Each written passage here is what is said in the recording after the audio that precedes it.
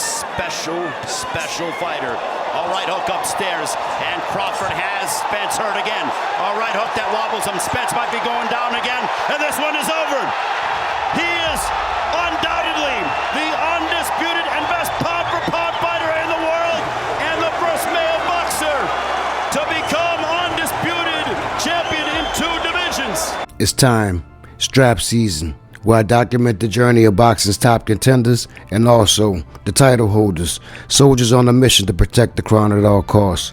You're now watching Strap Season, the series, episode 21. Like, comment, subscribe to the channel.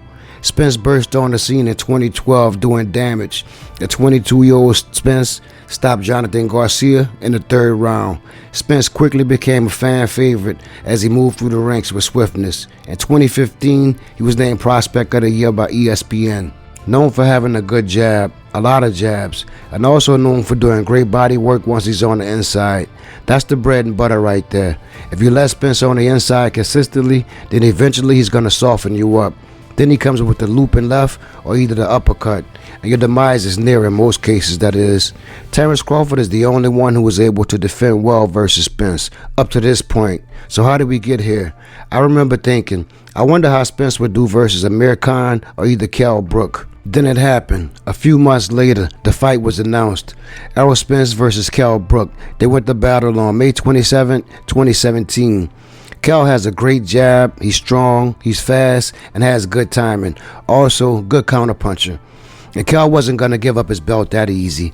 I was amped to see how Errol would deal with an intelligent boxer with something to fight for, something to lose. Fight night, Kell Brook's IBF title on the line. Errol's the true Spence versus the man himself, the fighting pride of England, Special K. With a record of 36 wins, 1 loss, and 25 knockouts, only loss coming to Triple G at middleweight, Brook got off to a good start.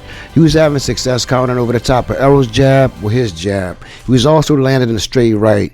This was a good back and forth fight, but Errol was relentless with the pressure, and the second half of the fight, he was able to break Kell Brook down. Brook's eyes started to swell until he wasn't able to see the shots coming. He was able to continue for a second, but the shots got to him. 11-round stoppage for Errol Spence Jr. He went to Kell Brook's turf and took his belt. Very impressive, and strap season was in full effect. Man down. Say, man, we working, man. We working. You know what I'm saying? He ain't wake me up from real. Nah, bro. Nah. Hey, going on vacation, not bringing your running shoes, it's like going on a dinner date and not bringing your wallet, man. God damn, man. We went, man. We went up, man. And we this one. Then Spence goes on a run. He beats Lamar Peterson, Carlos Ocampo. He got Mikey Garcia out the way, unanimous decision. Then it was time for the big unification bout. Fight night, September 28, 2019. IBF champ Errol Spence Jr. versus WBC champ Sean Porter. Good fight, back and forth.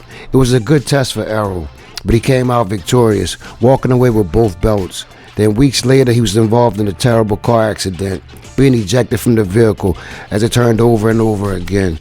This could have been career-ending, but he was able to recover, bounce back, and get right back into the ring weeks later.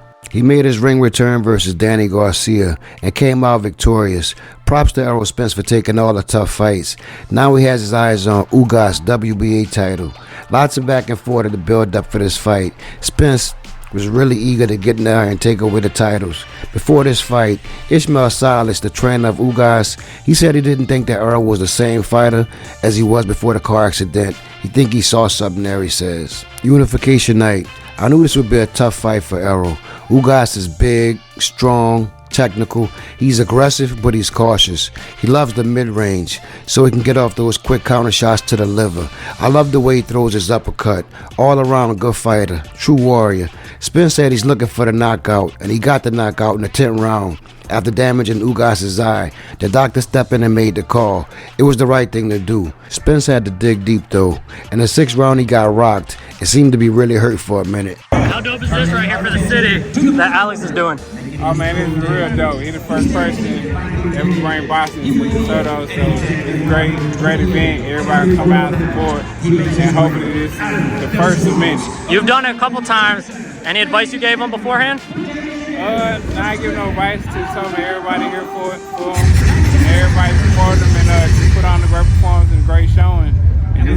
person many more. Appreciate it, Earl. After pulling himself together, he went into overdrive. He really increased his punch output. The punch of the night for Spence was the uppercut. And now the WBA, the WBC, and the IBF titles were all in his possession. After months and years, the big showdown was here. All the belts on the line. 2 men in the ring. Terrence Bud Crawford versus Elder True Spence. Spence looked out of it before the fight started. He looked drained, not healthy at all. Who knows what the problem was? Crawford looked real focused and had a great game plan. He kept Spence from getting into the inside. He got the victory.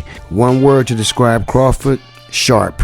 It's been 18 months since Spence fought last. His real fans, his biggest fans, they grown restless. They really want to see him back in the ring.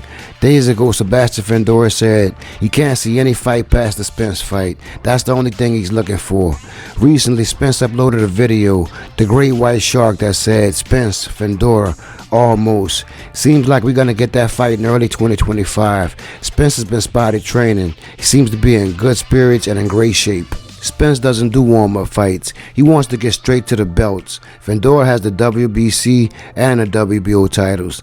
At the time of this video, things are being worked out behind the scenes. The WBO wants this fight to happen, but it be a non-title fight, stating that Spence is coming off of a loss and he hasn't fought at 154.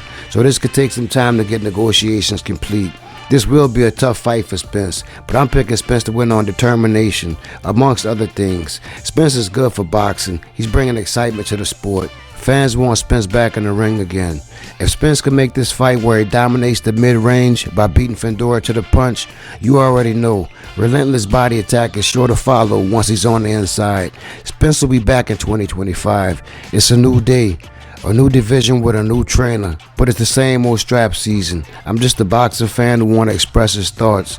The waters are shark infested again. The big fish is back on the prowl with a new mission. From title contention to champ again. It can happen.